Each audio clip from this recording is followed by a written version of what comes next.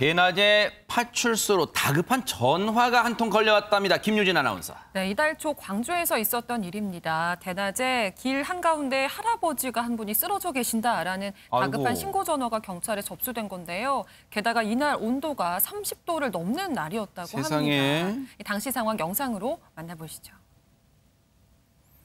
경찰이 신고를 받은 동네로 출동을 해보니까 손을 흔들며 신호를 보내고 있는 시민들 주변에 어르신 한 분이 쓰러져 있는 걸 볼 수가 있습니다. 네.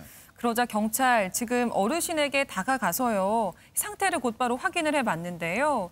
하지만 이 어르신은 횡설수설하면서 제대로 말을 하지 못하는 상황이었습니다. 아이고. 경찰은 일단 더위에 지친 것 같은 이 어르신을 그늘로 옮기기로 했고요. 앞에서 식당을 운영 중인 한 시민이 어르신을 위해서 식당 의자까지 챙겨오셨다고 해요. 네. 때마침 이렇게 구급차가 도착을 했는데 검진을 해본 결과 어르신은 다행히 건강에 큰 이상이 없는 상태였다고 합니다. 네.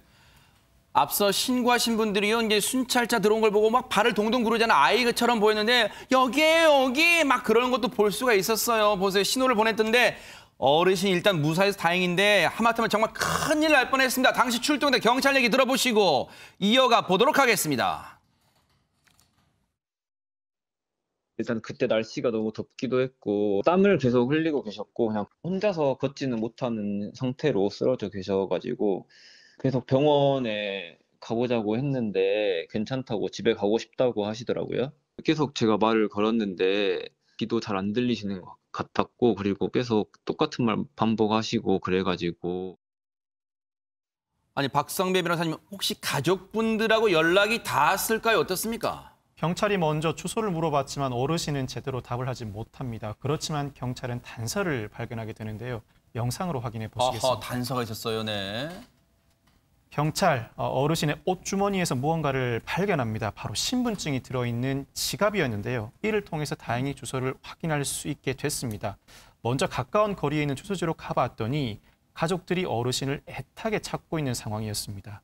이 경찰이 어르신과 순찰차를 타고 집으로 이동하던 중 저 멀리서 누군가가 다급하게 뛰어옵니다. 바로 어르신의 가족입니다. 네. 가족들 무사한 어르신을 보고 그제야 안심할 수 있었습니다. 야, 천만다행이네요. 가족분과 또 연락이 닿았어요. 근데 장윤미 변호사님, 일단 처음에 저 어르신이 쓰러져 계신 것을 보고 신고해 주신 주민분들이 정말 대단하십니다. 그렇습니다. 남의 일이라고 지나친 게 아니라 내 일처럼 우리 가족 일처럼 바로 이 시민분들이 경찰에 신고를 했고 또 경찰차를 보니까 바로 여기라고 손을 흔들어서 신호도 보내고 또 식당 주인분은 의자를 갖고 와서 그늘에서 쉬실 수 있도록 배려하고 이런 분들이 있기에 대한민국이 좀 건강하게 좀 발전하는 게 아닌가 이런 생각도 듭니다. 네.